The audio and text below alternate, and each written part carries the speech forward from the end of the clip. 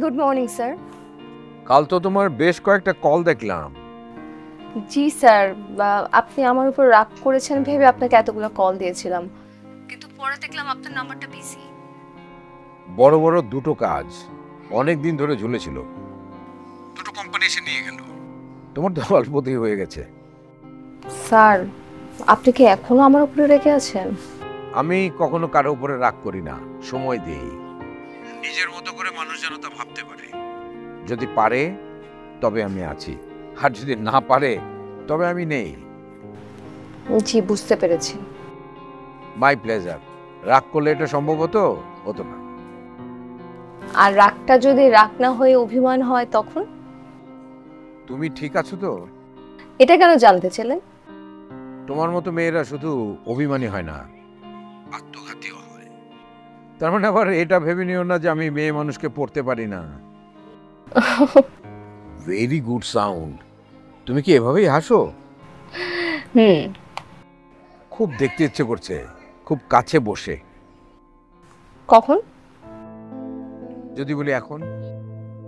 মানে আপনি কোথায়? তোমার অফিসের ঠিক উল্টো দিকে একটা গাড়ি পার্ক করা আছে।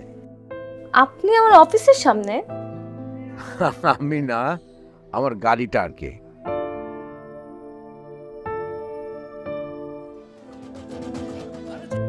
স্যার।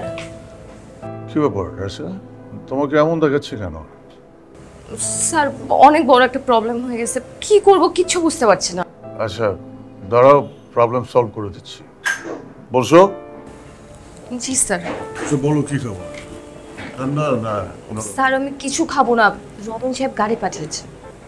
কোথায় পাঠিয়েছেন? আমাদের অফিসের উল্টা দিকে। এখন কি করতে হবে? আমাকে যেতে হবে। এটা নিয়ে এত ভয়ের কি আছে?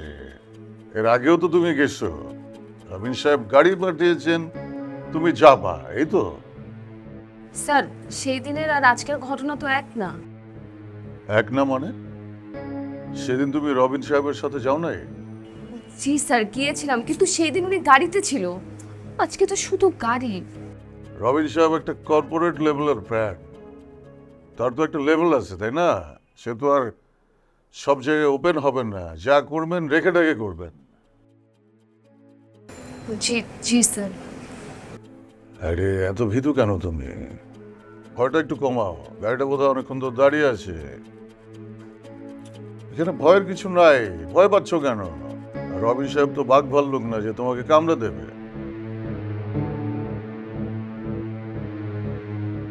যেতেই যখন হবে বসে আছো কেন, যাও।